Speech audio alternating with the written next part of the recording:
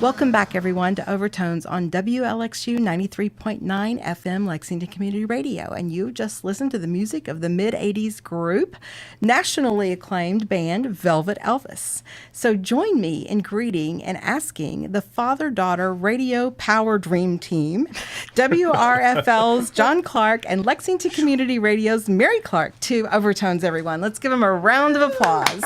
Wow. You get a round of applause for having so many adjectives at your command. Thank you. I've been working on that. She does excel at that. So, John, you have some stories to tell our table about Velvet Elvis. Oh, yeah. Well, Velvet Elvis come along after I had decided to quit playing music.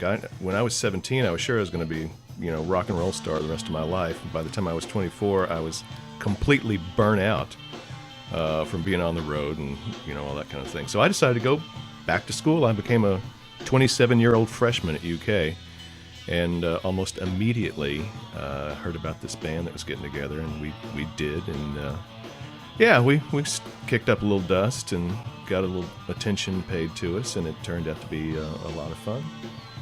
And the thing is Ray's talked about being in a bunch of bands, and I know Tripp has been in a bunch of bands. I was in a number of bands before Velvet Elvis, and I've been in a number of bands ever since. And I think one constant is that bands always break up, sooner or later. But Velvet Elvis was a good one. That was a good time. What were some of the other bands you were associated with before and after Velvet Elvis? Well, in the past 6 or 8 years, I've played with a bunch of friends of mine who are former members of the Fakes and the Lexington Fayette Urban County Supergroup, and it was a band called Real Numbers, another one called Bad Dad. It's funny, the first band that I started playing in for money when I was 17, we just got back together here we are all, I'm the youngest person in the band, I'm 60. And so we're playing a lot now. It's an 8-piece horn band, and so we got a gig coming up next Saturday, as a matter of fact. So, where is that at? Well, that's going to be in Perryville, of all places. There's some new music venue in the hinterlands that apparently is a big draw, so we're going to do that. We're doing festival kinds of things, big stages. It's a lot of fun. Well, that sounds fantastic. Mm-hmm. We're going to have to check that out, Whitney. So that's kind of a little essence of your musical life, certainly not comprehensive, but what do you do in addition to your musical life? Well, I decided that I would, like I told you, I was going to be a rock and roll star the rest of my life. That didn't happen.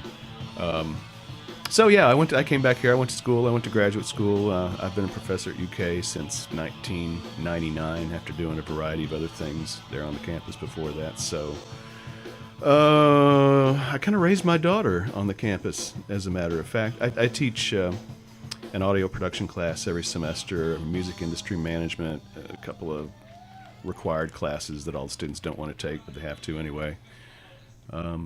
So that's pretty much what I do for a living. And then, of course, I don't make any money playing music, but I still do it all the time. And that makes you a rock know star that in my routine, book. right?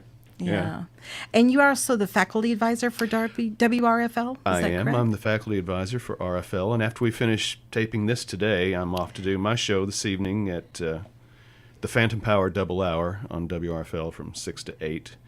And I've been with the station since 1992, actually. So we're not quite all the way back to 1988. We just had our 30th anniversary, by the way. So I go almost all the way back. But I was in Velvet Elvis. We used to play fundraisers to raise money. And by the way, Doug Collins is here in the room right here, who was the original engineer at WRFL and still is to this day. So he gets around. Yeah. Well, we're so glad to have you with us today. Yeah, too. nice to see old buddies like that. And Tripp, for instance, we were contemporaries in the mid-'80s. Tripp was in a band called Ogpots, and both of us played around town a lot, and he actually lived kind of catty-cornered across the street from us when you were younger on Sherman Avenue. I'll take your word for it. Oh, wow. Yeah. I'll believe you. Don't recall. Well, let's kind of cycle over to that, Mary. What do you recall about growing up with John Clark as your dad? Music everywhere, pretty much. I'm not one of those people who remembers every detail of my childhood, but there are a few things that stick out musically, and one is he was always playing the intro to Roundabout on guitar. I swear. That's memorable. But also, I have pretty fond memories of when he was... Because everybody can do that. I have pretty fond memories of when he was in the Lexington Singers, and he was walking around singing The Age of Aquarius all the time one year.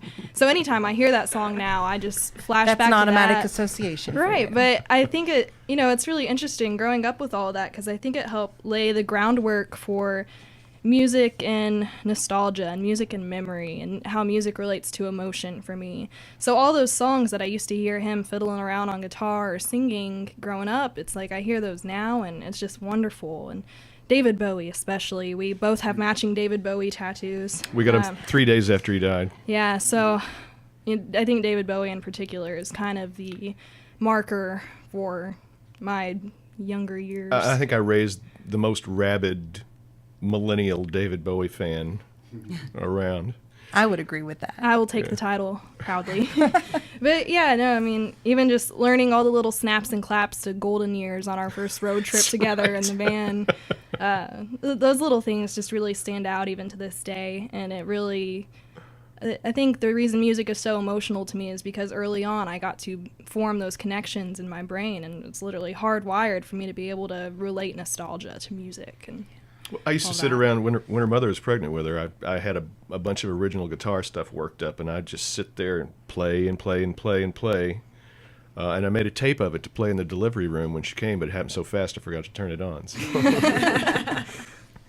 Well, that's just wonderful stories. And Mary, you've landed in a career that's much like the career that your father has, correct? yes, that is true. I'm the program director at Lexington Community Radio, and I was at RFL for a while before that.